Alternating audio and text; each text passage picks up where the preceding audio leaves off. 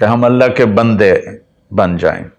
تو ایک جگہ اللہ نے تعارف کرایا ہے کہ میرے بندوں، میں تمہیں بتاؤں کہ میرے بندے کون ہیں۔ ویسے تو سارے اسی کے بندے ہیں، وما خلقت الجن والانس، انسان جنات سب کو اللہ نے پیدا کیا، لیکن اللہ تعالیٰ فرماتا ہے کہ مجھ سے تعلق جن کا ہے اور جنہیں میں کہہ سکتا ہوں کہ یہ ہیں میرے بندے، تو وہ سورہ فرقان میں ہے صرف 12 باتوں کی۔ 12 باتیں جس مرد عورت میں ہوں گی اللہ اس پہ مہر لگائے گا کہ میرا ہے۔ جب میرا ہے تو پھر اللہ تعالیٰ اس کے ساتھ معاملہ خاص کرے گا نا۔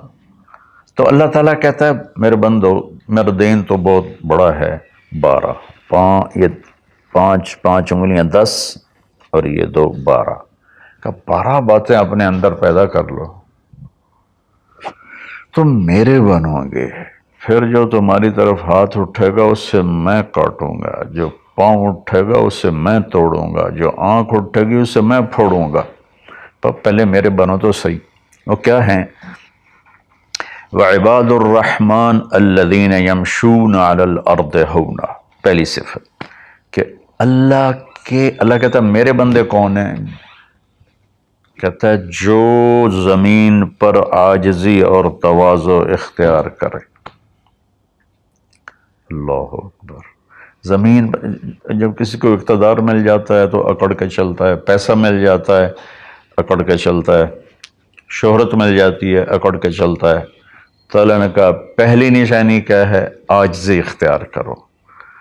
تو کوئی وظیفہ نہیں بتایا، کوئی تسبیح نہیں بتائی، کہا عاجزی اختیار کرو۔ اپنی حیثیت کو یاد رکھو کہ اول نطفہ ہوں، آخر ایک مردار ہوں، کچھ عرصے کے بعد چند مٹھی مٹی ہوں، اور پھر اللہ مجھے کھڑا کرے گا تو اس دن دیکھا جس کی نیکیاں بڑھیں گی تو وہ عزت دار ہے، جس کی گھٹ گئیں وہ ذلیل و خوار ہے۔ تو پہلی صفت ہے کہ اللہ کے بندے وہ ہیں جو عاجزی اختیار کرتے ہیں۔ صرف یہ نہیں کہ زمین پر تواضع سے چلنا، نہیں، وہ پوری زندگی ان کی عاجزی کی ہوتی ہے۔ سورہ لقمان میں ہے کہ لا تمش فی الارض مرحا، بیٹا اکڑ کے کبھی نہ چلنا، انک لن تخرق الارض ولن تبلغ الجبال طولا، کہ تو نہ تو پہاڑوں سے اوپر قد لے جا سکتا ہے، نہ ایڑی مار کے زمین پھاڑ سکتا ہے۔ تو ایک میں مختصر بیان کرتا ہوں، تواضع۔ دوسری تواضع سے جڑی ہوئی بات ہے کہ تواضع کا پتہ کب چلے گا؟ وہ دوسری صفت ہے وَإِذَا خَاطَبَهُمُ الْجَاهِلُونَ قَالُوا سَلَامًا۔ سبحان اللہ۔ جب ان سے کوئی، یہاں جاہلون سے مراد ان پڑھ نہیں، جاہلون سے مراد ہے زیادتی کرنے والا۔ وَأَعُوذُ بِكَ مِنْ أَنْ أَجْهَلَ أَوْ يُجْهَلَ عَلَيَّ، یا اللہ میں پناہ چاہتا ہوں کوئی میرے اوپر زیادتی کرے یا میں کسی پر زیادتی کروں۔ یہاں جہالت سے مراد ہے زیادتی کرنے والا، بدتمیزی کرنے والا۔ تو وہ کیا کرتے ہیں؟ قالوا سلاما، وہ یہ نہیں کرتے کہ اس سے کتنے لوگ قطع تعلق مراد لیتے، باجی السلام علیکم، تو ڈرا ہو رہے سا ڈرا ہو رہے۔ تو میرا اللہ یہ نہیں کہہ رہا، میرا اللہ کہہ رہا جب ان سے کوئی غلط گفتگو کرتا ہے، غلط معاملہ کرتا ہے، بدتمیزی کرتا ہے، تو وہ آگے تمیز کے ساتھ بات کرتے ہیں، وہ غصے سے بپھر نہیں جاتے، وہ اس کے لہجے میں بات نہیں کرتے، وہ ٹھنڈے مزاج کے ساتھ اللہ اس کے رسول کو سامنے رکھ کر وہ بات کرتے ہیں۔ 2، تیسری فرمائی والذین یبیتون لربہم سجدا وقیاما، عبادت کو تیسرے نمبر پر لائے کہ میرے بندوں کی تیسری بڑی صفت یہ ہے کہ وہ رات کو اٹھتے ہیں اور مجھے یاد کرتے ہیں۔ اچھا، اب آج کل سستی کا زمانہ ہے، میرے نبی نے ایک حدیث سنائی تو وہ بہت بڑی خوشخبری ہے آپ کے لیے۔ جو عشاء کی نماز باجماعت پڑھ لے اور صبح کی نماز باجماعت پڑھ لے تو اس کی رات تہجد میں لکھی جائے گی۔ قربان جاؤں، اپنے نبی کی رحمت پر اور ان کے رحمت للعالمین ہونے پر کہ میرے جیسا جو سر درد کا مریض ہے وہ رات کو نہیں اٹھ سکتا تو عشاء باجماعت پڑھ لے اور فجر باجماعت پڑھ لے، ساری رات عبادت ہے۔ باقی یہ تو ہے یعنی بالکل وہ 33 نمبر والا کام ہے، لیکن ہم پاس لوگوں میں شمار ہیں، اس صفت کے حقدار کہلائیں گے۔ باقی اصل وہ ہیں جو راتوں کو اٹھ کر یاد کرتے ہیں، ایک ہوک سی دل میں اٹھتی ہے، ایک درد جگر میں ہوتا ہے، ہم رات کو اٹھ اٹھ روتے ہیں جب سارا عالم سوتا ہے۔ تو عشق تو ایسی چیز ہے۔ ملحب کلام قد نزخرفہ ان المحبت قلب وہبناہ۔ محبت اسے نہیں کہتے کہ محبوب کو چکنی چپڑی باتیں کو، جی میں قربان جاؤں، میں صدقے جاؤں، میں واری جاؤں، آپ کے بغیر تو جی نہیں سکتا، باتوں سے نہیں کہ محبت ہے دل کو اس کے قدموں پہ نچھاور کر دو۔ بہت خوبصورت بات اللہ نے کی ہے۔ تو جو لوگ ماشاءاللہ راتوں کو اٹھتے ہیں ان کو مبارک ہو، لیکن ہمارے جیسے کمزور بھی اس فضیلت میں ہیں۔ عشاء باجماعت پڑھ لو، فجر باجماعت پڑھ لو، اور پھر اللہ تعالیٰ پہ قربان جائیں کہ ان کی جو ہے نا دعا اللہ تعالیٰ بتاتا ہے، والذین یقولون ربنا اصرف عنا عذاب جہنم ان عذابها کان غراما۔ وہ اللہ ان کی دعا بتا رہا ہے کہ وہ کہتے ہیں یا اللہ ہم سے عذاب جہنم دور فرما، چونکہ یہ نہ ٹلنے والا عذاب ہے جو چمٹ جاتا ہے، اور وہ انہا ساءت مستقر و مقاما، اور یا اللہ وہ بہت ہی برا ہے، بہت ہی برا ہے۔ تو تہجد اور دعائیں، دعا بہت بڑی طاقت ہے، بہت بڑی طاقت ہے، بہت بڑی طاقت۔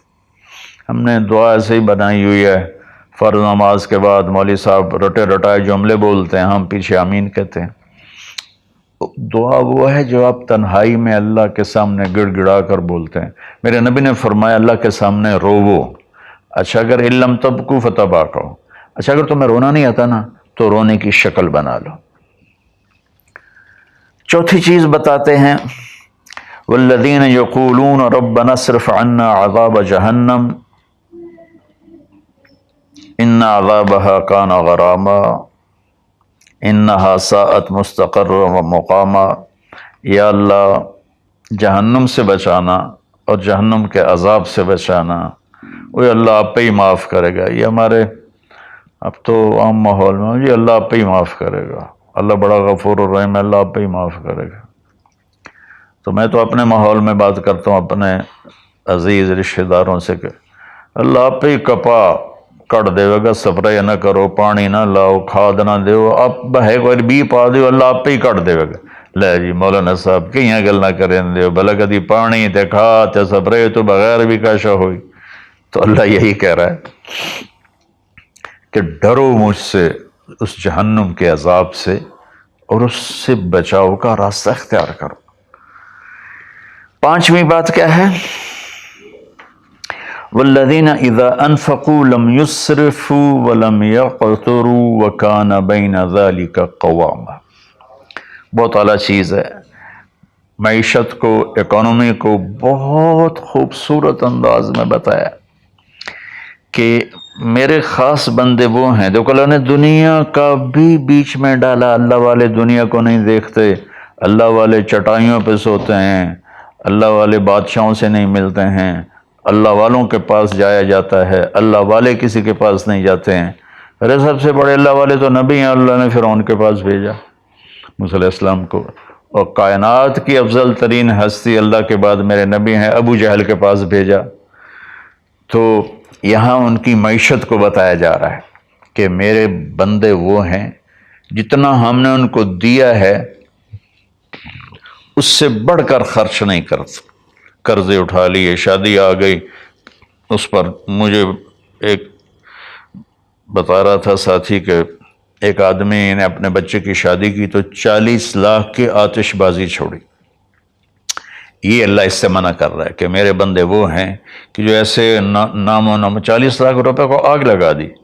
اس 40 لاکھ روپے پر کتنے غریب بچیوں کی شادیاں ہو جاتی، کتنے مریضوں کا علاج ہو جاتا. وَلَمْ يَقْتُرُوا، دوسری بات ہے کہ جتنا دیا ہے اس سے اوپر نہیں جاتے کہ قرضوں میں چلے جائیں، اکانومی برباد ہو گئی. اور وَلَمْ يَقْتُرُوا، اور جتنا دیا ہے اس سے کم بھی خرچ نہیں کرتے، کنجوس نہیں ہوتے، بخیل نہیں ہوتے، لالچی نہیں ہوتے. یہ چیز بھی اکانومی کو ہٹ کرتی ہے کہ بس جوڑتے جاؤ اور اس کو آگے بڑھاؤ نہیں، اس کو آگے دو نہیں. تو اللہ تعالیٰ پہ قربان جاؤں، اس نے خاص طور پر ہمارے معاشرے میں اللہ والا وہ سمجھا جاتا ہے جس کو دنیا کی خبر ہی کوئی نہ ہو، اور اللہ والا وہ ہوتا ہے جو بس مسلح پہ بیٹھا رہتا ہے. اور اللہ تعالیٰ یہاں ان کی اکانومی کو بتا رہا ہے کہ وہ کام کرتے ہیں، کاروبار کرتے ہیں، وہ تجارت کرتے ہیں، وہ زراعت کرتے ہیں، وہ حکومت کرتے ہیں. ابو بکر سے بڑھ کے اللہ والا کون ہوگا؟ خلفائے اربعہ سے بڑھ کے اللہ والا کون ہوگا؟ تو وہ اپنے خرچ کو بیلنس کرتے ہیں. کل پرسوں ہی ایک ساتھی بات کر رہا تھا، اصحاب صفہ تو چٹائیوں پہ بھوکے لیٹے رہتے تھے. یہ شروع کی باتیں ہیں. عبد الرحمن بن عوف ٹاپ 10 صحابہ میں ہیں، ٹاپ 10 صحابہ میں.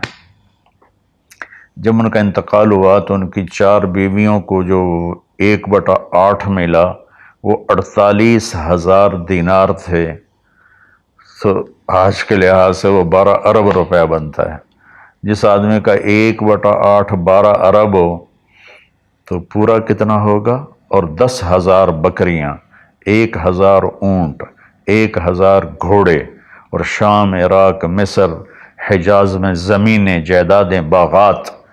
یہ تو پھر اللہ والی کوئی نہیں. اور اللہ کا نبی کہہ رہا ہے یہ ابو بکر جنتی، عمر جنتی، عثمان جنتی، علی جنتی، طلحہ جنتی، زبیر جنتی، عبد الرحمن بن عوف جنتی، اور ابو عبیدہ بن جراح جنتی، سعد بن ابو وقاص جنتی، اور سعید بن زید جنتی. یہ سب بڑے، 4 تو ویسے ہی حکمران ہیں، خلفاء ہیں. اور حضرت زبیر کے 1,000 غلام تھے جو ان کی کھیتی باڑی اور تجارت کو سنبھالتے تھے. اور حضرت طلحہ کے امپورٹ ایکسپورٹ کے لیے بحری جہاز چلتے تھے. سعد بن ابی وقاص کا وہ مدینے کی جنوب کی طرف وادی عقیق ہے جو آج کے زمانے کا ڈیفنس کہہ لیں، وہاں ان کا سرخ پتھر کے سے بنا ہوا محل تھا.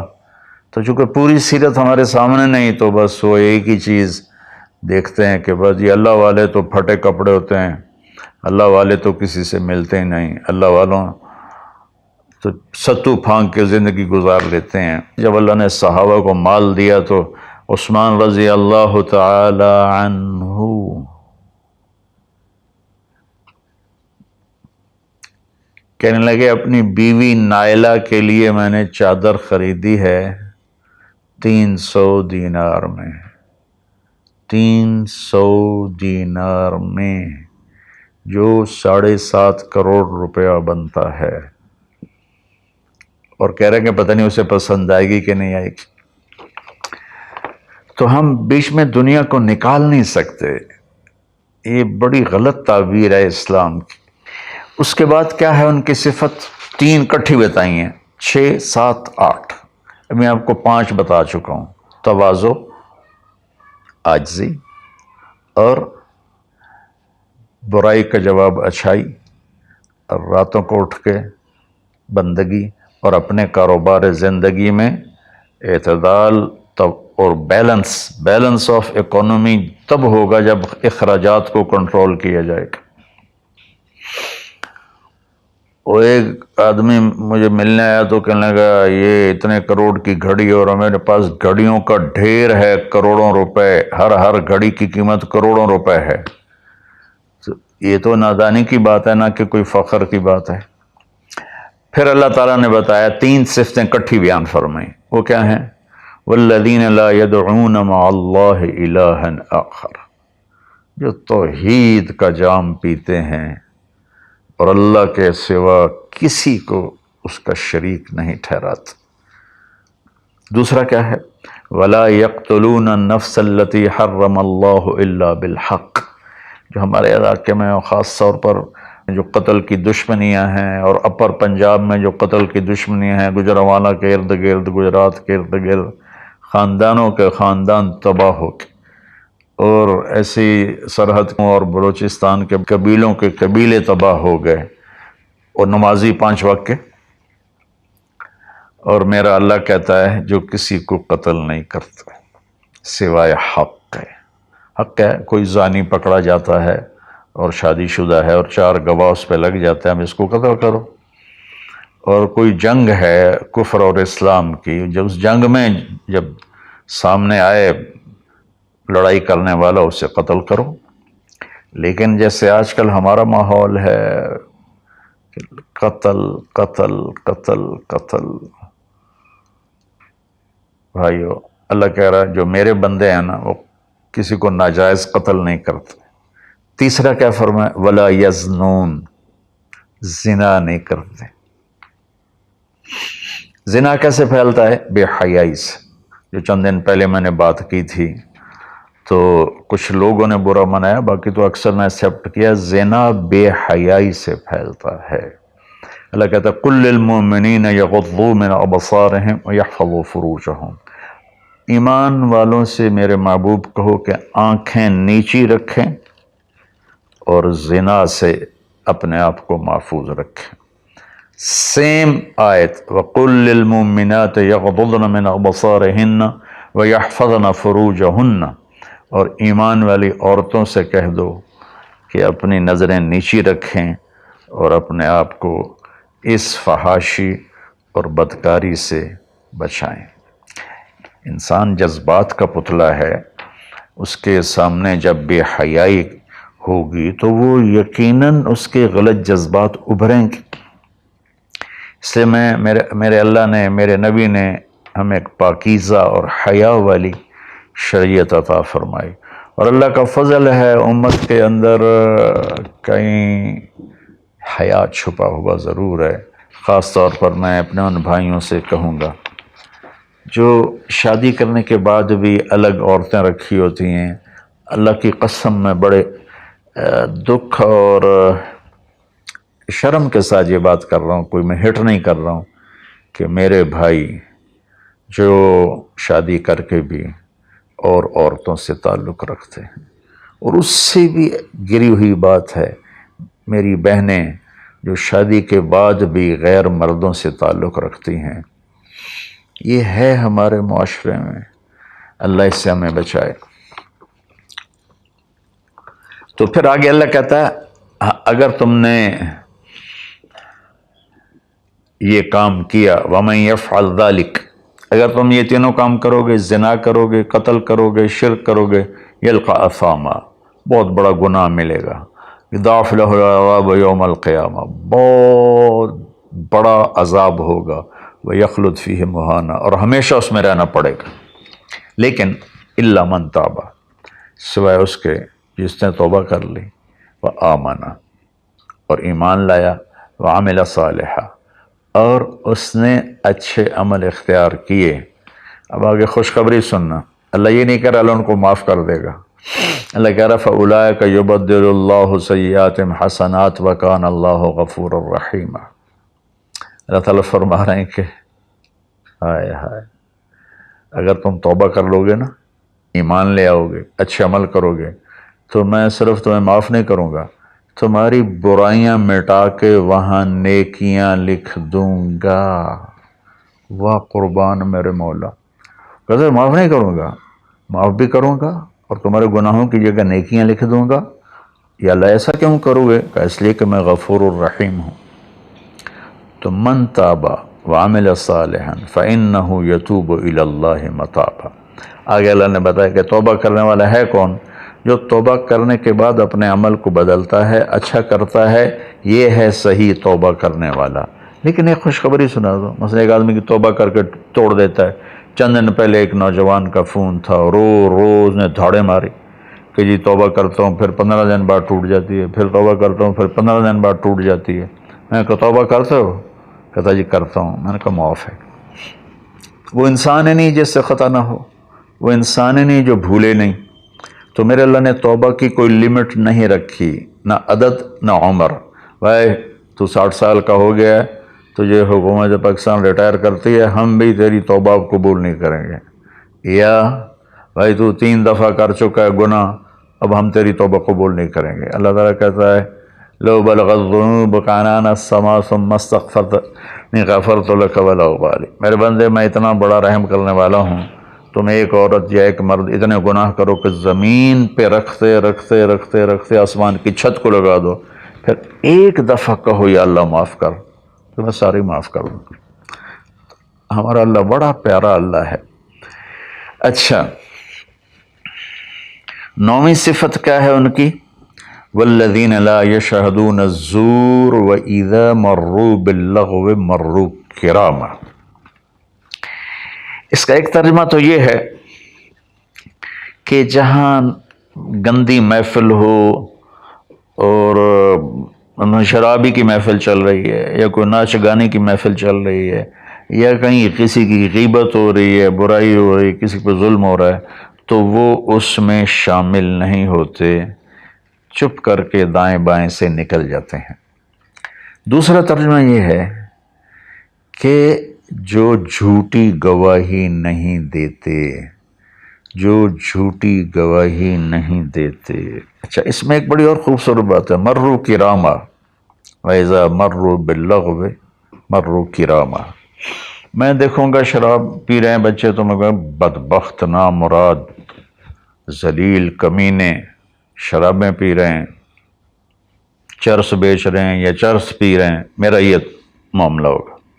لیکن مروا کرام، جب وہ کسی غلط محفل کو دیکھتے ہیں تو عزت کے ساتھ گزر جاتے ہیں، یعنی اپنا دامن بھی بچاتے ہیں، اور جو برائی کر رہے ہوتے ہیں ان کو بھی حقیر نہیں سمجھتے۔ میں اپنے دیندار طبقے کے سامنے ہاتھ جوڑتا ہوں کہ غلط راہوں پہ چلنے والوں کو حقیر نہ جانیں، ان سے نفرت نہ کریں، ان سے پیار کریں۔ میں اپنے گاؤں میں ہوں، تلمبا 3 کلومیٹر ہے، 250 طوائفیں ہیں، ان کو صرف بیٹی کہنے پر ان کی زندگی کیا سے کیا ہوگی۔ وہ کچھ ان کا وظیفہ لگایا تھا تو ان کی زندگی کیا سے کیا ہوگی۔ تو بھائی کسی کو حقیر نہ جانو، کسی سے نفرت نہ کرو، چاہے کوئی غیر مسلم ہے چاہے کوئی مسلم ہے، لیکن تمہارے عقائد کے خلاف ہے، یہ تمہارا جھگڑا ہے، تمہاری لڑائی ہے، یا وہ زانی ہے، شرابی ہے، جواری ہے، نفرت نہ کرو، نفرت نہ کرو، نفرت نہ کرو۔ اور 10ویں ہو گئی وَإِذَا مَرُّوا بِاللَّغْوِ مَرُّوا كِرَامًا، کہ وَالَّذِينَ إِذَا ذُكِّرُوا بِآيَاتِ رَبِّهِمْ لَمْ يَخِرُّوا عَلَيْهَا صُمًّا وَعُمْيَانًا۔ جب ان کے سامنے اللہ کی بات آتی ہے تو سننے سے انکار نہیں کرتے، یعنی آنکھیں بند نہیں کرتے، کان بند نہیں کرتے، کہ جیسے اندھے اور بہرے پر چیز پیش کرو تو اسے پتہ نہیں لگے گا۔ تو میرا اللہ کہہ رہا ہے کہ جب ان کے سامنے میری بات آتی ہے، میرا قرآن آتا ہے، میرے نبی کا فرمان آتا ہے، تو اندھے بہرے نہیں ہوتے بلکہ غور کر کے سنتے ہیں، غور کر کے سنتے ہیں۔ تو اللہ ایک ان کی صفت یہ بتا رہے ہیں کہ وہ اللہ کا کلام سنتے ہیں تو تاثر لیتے ہیں اور اپنے آپ کو بدلتے ہیں اور اپنے گناہوں پر باقی نہیں رہتے، بلکہ اپنے آپ کو توبہ کرتے ہیں اللہ کے سامنے، پھر جب توبہ ٹوٹ جائے پھر رو دھو کے توبہ کرتے ہیں۔ 11 12ویں صفت کیا ہے؟ سبحان اللہ، واہ جی واہ۔ اللہ والوں کو تو بیوی بچوں کی بھی پرواہ نہیں ہوتی، اللہ والوں کے گھروں میں تو فاقے ہوتے ہیں۔ اب یہ اللہ والوں کی بات بتا رہا ہوں، والذین یقولون ربنا هب لنا من ازواجنا وذریاتنا قرۃ اعین وجعلنا للمتقین اماما۔ سبحان اللہ، جو کہتے ہیں یا اللہ ہمیں ہمارے ازواج یعنی بیویاں، ہماری اولادیں ایسی دے جو آنکھوں کی ٹھنڈک بن جائیں اور ہمیں متقین کا سردار بنا، امام بنا۔ اپنی وجاہت مانگتے ہیں، وجاہت۔ اچھا، حب، وہبا، آتا، اعطا، تین لفظ ہیں دینے کے۔ آتا دیا، اعطا دیا، وہبا دیا، لیکن تینوں کے مطلب الگ الگ ہیں۔ آتا کہ میں نے آپ کو ایک چیز دی، قلم دیا، لیکن آپ کو مالک نہیں بنایا، واپس لے سکتے، بھائی واپس کرو۔ آتا، میں آپ کو گاڑی دیتا ہوں تو میں آتا کا مطلب ہے کہ میں واپس نہیں لوں گا، یہ تمہاری پکی ملک ہو گئی۔ وہبا، میں تمہیں وہ چیز دوں گا جو تیرے خواب و خیال میں بھی نہیں ہوگی، تیرے تصور سے بھی بالا تر ہوگی۔ کیا مانگتے ہیں اللہ والے؟ یا اللہ میری بیوی ایسی ہو، اتنی اچھی ہو کہ میرے تصور سے بھی بالا تر ہو، میری اولاد ایسی ہو، اتنی نیک ہو، اتنی صلاحیت والے ہوں کہ میرے تصور سے بھی بالا تر ہوں۔ اللہ ہمیں یہ دعا سکھا رہا ہے، یہ نہیں کہا کہ مانگو آتے نہ، کہہ رہا ہے حب لنا، یا اللہ ہمارے گمان سے بھی اوپر کر کے بیوی اور بچے دے، اور ہمیں دنیا میں وجاہت دے، عزت دے۔ اس کا مانگنا انسانی حقوق میں شامل ہے۔ ہاں، ایسی وجاہت اور ایسی شہرت جس کے پیچھے شیطانی کام ہو وہ حرام ہے، ورنہ عزت نفس تو ہر انسان کو پیاری ہے۔ اور پھر اللہ تعالیٰ کہتا ہے قرۃ اعین، آنکھیں ٹھنڈی ہو جائیں۔ اس سے بڑی تعبیر پورے کلام عرب میں نہیں ہے اندر کی خوشی کی، آنکھیں ٹھنڈی ہو جانا۔ اس کا الٹا محاورہ ہے اسقط اللہ عینک، اللہ تیری آنکھیں گرم کرے، یعنی تجھے تکلیف دیکھنی پڑے، اللہ تیری آنکھیں ٹھنڈی کرے، یعنی تمہیں سکھ دیکھو، تم سکھ دیکھو۔ اور پھر آگے اللہ تعالیٰ کیا کہتا ہے؟ اولئک یجزون الغرفۃ بما صبروا، یہ ہیں وہ جن کو صبر کے بدلے جنت کے بڑے گھر ملیں گے۔ وَيُلَقَّوْنَ فِيهَا تَحِيَّةً وَالسَّلَامًا، جس میں گاڈ آف آنر ان کو پیش کیا جائے گا، سلام کیا جائے گا۔ خالدین فیہا، اس میں ہمیشہ رہیں گے۔ حسنت مستقرا و مقاما، جو ہمیشہ کے لیے خوبصورت رہے گا، اس کا حسن بڑھتا رہے گا، اور تمہارا بھی قیام کبھی نہ ختم ہوگا۔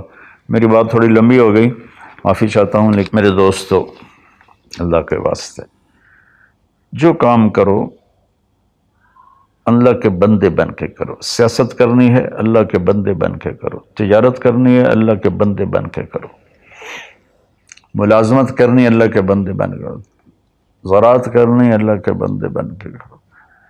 اللہ تعالیٰ مجھے بھی ان 12 صفات کا عمل کرنے والا بنائے اور آپ کو بھی۔ السلام علیکم۔